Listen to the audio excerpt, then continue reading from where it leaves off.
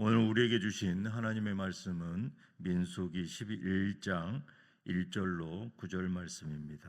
민수기 11장 1절로 9절입니다. 다 찾으셨으면 한 절씩 교독하겠습니다. 제가 먼저 1절을 봉독해 드리겠습니다.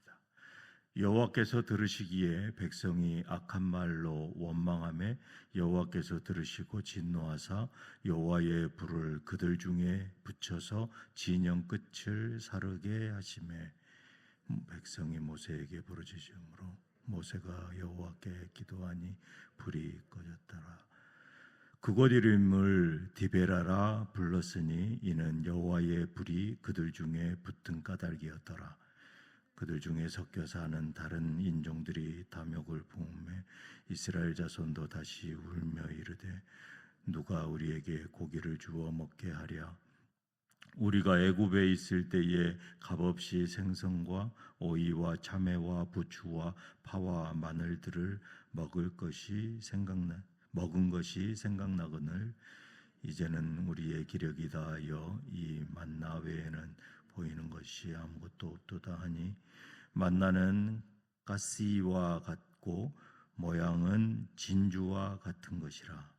백성이 두루다니며 그것을 거두어 맷돌에 갈기도 하며 절구에 찢기도 하고 가마에 삶기도 하여 과자를 만들었으니 그 맛이 기름 섞은 과자 맛 같았더라. 다 같이 읽겠습니다.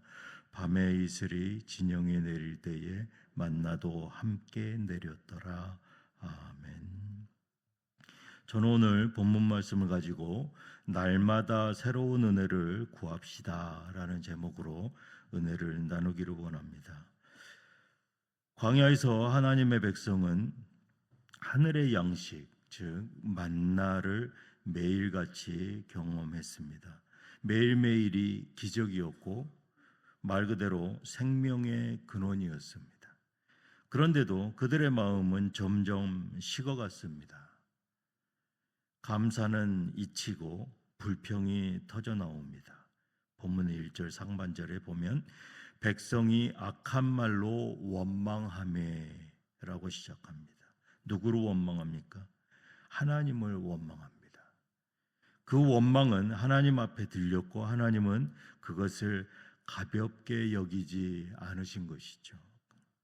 여호와께서 들으시고 진노하사 여호와의 불을 그들 중에 붙여서 진영 끝을 사르게 하시매 하나님께서는 그들을 결코 용납하지 않으십니다.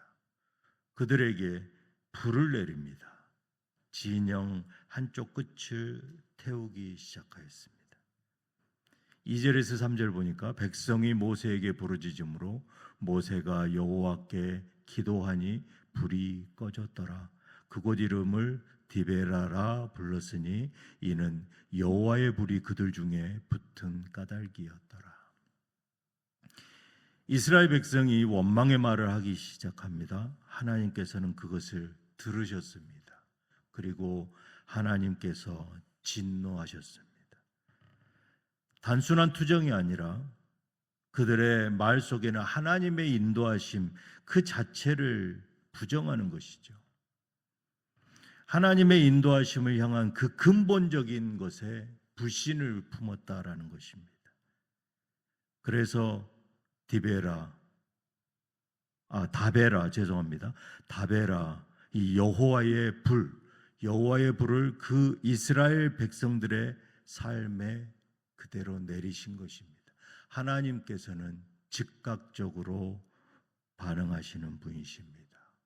다베라, 그 불을 그들에게 내리시고 그들의 삶에 다시 한번 하나님의 경각심을 불러넣어 주시는 것이죠. 우리도 마찬가지입니다. 이민자의 삶도 마찬가지다라는 것이죠.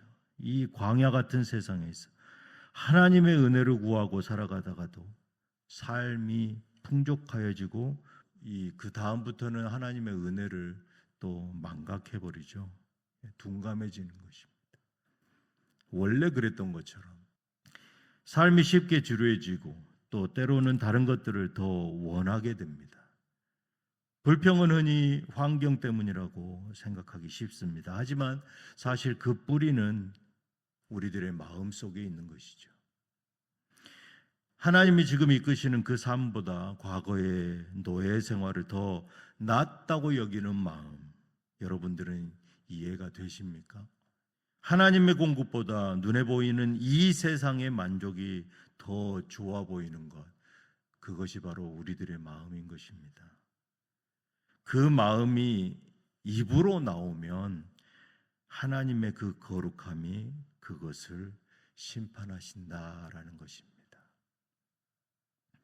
4절에서 6절 보니까 이스라엘 백성은 애굽에서 먹던 음식들을 그리워합니다. 생선, 오이, 참외, 부추, 파와 마늘까지.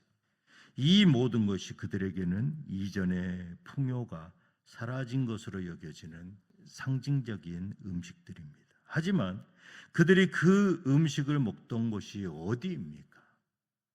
바로 떼약볕에서 노예 생활했던 바로 그 애굽 땅. 백성들은 그 하나님의 구원의 역사인 출애굽 사건을 잊어버리고 노예의 삶으로 돌아가기를 그리워한다라는 것입니다. 이것이 바로 우리의 죄의 본성입니다. 죄의 본성은 죄에서의 자유보다 죄의 익숙함을 더 편하게 여긴다라는 사실을 알 수 있습니다. 이것은 죄가 우리 인간의 마음 속에서 얼마나 깊게 남아있는지를 보여주는 것입니다. 이 에베소서 2장 3절을 보니까 전에는 우리도 다 그 가운데에서 우리 육체의 욕심을 따라 지내며 육체와 마음에 원하는 것을 하여 다른 이들과 같이 본질상 진노의 자녀이었더니, 이 하나님께 구속받은 백성임에도 불구하고 여전히 과거로 돌아가고 싶어하는 그 마음, 우리도 복음 안에서 자유를 얻었지만 세상의 욕망이 더 좋아 보일 때가 많습니다. 그럴 때 우리는 받은 은혜를 가볍게 여기고 이전의 삶을 미워하게 됩니다. 언젠가부터 은혜가 당연해 보이고 죄의 여머리는 고개를 스멀스멀 들기 시작합니다. 왜 그러는 걸까요? 우리가 바로 본질상 진노의 자녀이기 때문입니다. 5절에서 6절에 백성들이 뭐라고 했습니까? 고기 좀 먹어봤으면, 우리가 애굽에서는 생선, 오이, 참외, 부추, 파, 마늘을 마음껏 먹을 수 있었는데 지금은 우리가 입맛을 잃었어도 만나밖에는 먹을 것이 없구나라고 불평하고 있습니다.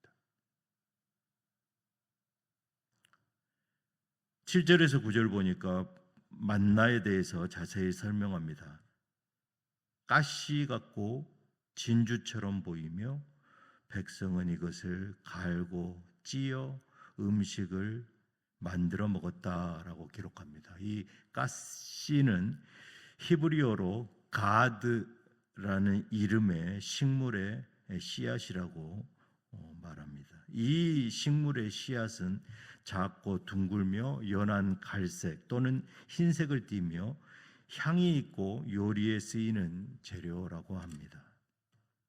출애굽기 16장 31절에도 이 만나를 이렇게 묘사합니다. 그 맛은 꿀 섞은 과자 같았더라. 즉 만나의 외형은 소박했지만 그 속에는 향기와 달콤함이 담겨 있었습니다. 겉보기에 평범하지만 하나님 손에서 주어진 것이기에 실제로는 은혜의 향기와 생명의 맛이 담겨 있는 음식이었습니다. 하나님께서는 매일 아침 하늘에서 내려 이 음식을 공급하였습니다. 그것은 우리의 생명의 유지 수단이었습니다. 요한복음 6장 49절로 51절에 너희 조상들은 광야에서 만나를 먹었어도 죽었거니와 이는 하늘에서 내려오는 떡이니 사람으로 하여금 먹고 죽지 아니하게 하는 것이라. 나는 하늘에서 내려온 살아있는 떡이니 사람이 이 떡을 먹으면 영생하리라. 이 만나는 단순한 곡물이 아니다. 하늘에서 내려온 참된 생명의 양식이다. 그리고 곧 예수 그리스도를 예표한다라는 것입니다. 하나님은 광야에서 백성에게 육의 양식, 우리의 육의 양식을 주셨지만 그보다 더 깊은 뜻은 백성들에게 하늘의 양식이 필요한 존재임을 말씀해 주고 계십니다. 육으로만 살 게 아니다라는 것이죠. 그리고 우리는 마치 광야와도 같은 지금 이 말씀과 성령으로 임하시는 참된 만나를 매일 받아야만 우리는 살아갈 수 있는 존재다라는 말씀입니다. 사랑하는 성도 여러분, 날마다 은혜를 구하며 사는 삶을 사시기 바랍니다. 받은 은혜를 가볍게 여기지 마시기 바랍니다. 나의 입술이 주여 주여를 고백하지만 때로는 내 마음이 하나님의 은혜에 무뎌져 있음을 깨닫습니다. 한때는 감사로 가득했던 입술, 모든 시간이 다 감사. 그러나 언제부턴가 점점 익숙해지고 이제는 불평과 불만이 보이기 시작합니다. 이전에는 마음속에서만 있었습니다. 하지만 이제는 입술로 고백한다라는 것이죠. 우리는 결코 잊지 말아야 합니다. 하나님의 은혜는 반복되는 일상이 아니다라는 것입니다. 다베라라, 이는 여호와의 불이 그들 중에 붙은 까닭이었더라. 하나님께서는 불로 심판하십니다. 우리의 입술의 고백이 그렇게 무서운 것입니다. 비록 어제와 다르지 않아 보이는 오늘일지라도 그 안에 담긴 은혜는 어제와는 또 다른 나, 어제와는 또 다른 환경, 어제와는 또 다른 삶을 주시는 놀라운 하나님의 선물인 것입니다. 우리가 날마다 새로운 은혜를 구해야 합니다. 일용할 양식을 주시옵소서라고 주님의 기도처럼 우리는 매일 살아갈 힘을 그리고 그 은혜를 구해야 합니다. 과거에 경험했던 은혜만으로는 우리의 믿음을 온전히 지탱하고 유지할 수 없습니다. 오늘을 살아갈 능력은 바로 오늘 우리에게 주어지는 새로운 은혜에 달려있는 것입니다. 날마다 새로운 은혜를 구하면 또 살아갈 능력이 생긴다라는 것이죠. 우리의 만족은 오직 하나님께 있습니다. 하나님의 백성, 우리 이스라엘 백성은 한때 애굽의 풍요로운 음식들이 자신들을 만족시켜 줄 것이라고 믿었습니다. 그러나 광야에서 그들은 진정으로 살린 것은 애굽의 그것이 아니라 하나님의 임재와 매일 새롭게 공급해 주시는 생명의 양식이었습니다. 참된 양식은 애굽 음식이 아니라 하늘에서 내려오는 생명의 떡, 곧 예수 그리스도이십니다. 민수기 히브리 제목이 무엇입니까? 광야에서입니다. 광야는 인간의 한계가 드러나는 장소입니다.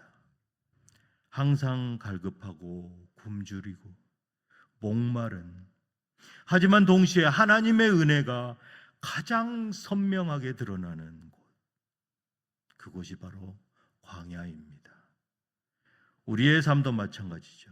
답답한 현실, 반복되는 일상, 원치 않은 질병, 때로는 어두운 골짜기를 지나고 험한 풍랑 속에 헤매일 때가 너무나 많습니다. 이러한 광야에서 여전히 나와 동행하시는 날마다 생명의 만나를 내려주시는 하나님,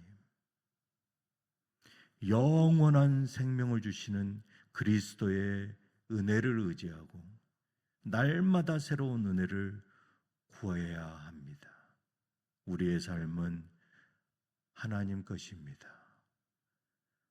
우리의 입술의 고백이 무엇을 담아야 하는가? 오늘 하루 그리고 이번 주에 묵상하시는 귀한 저와 뉴장의 모든 성도들 되시기를 주님의 이름으로 축복합니다. 기도하시겠습니다.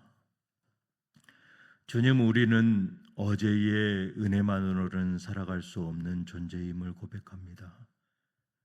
오늘 살아갈 새 힘을 날마다 부어 주시옵소서. 광야에서 이스라엘 백성에게 베푸셨던 그 은혜를 간절히 사모합니다. 우리의 불평이 감사로 바뀌게 하시고 성령의 역사와 말씀의 능력으로 우리를 날마다 새롭게 하여 주시옵소서.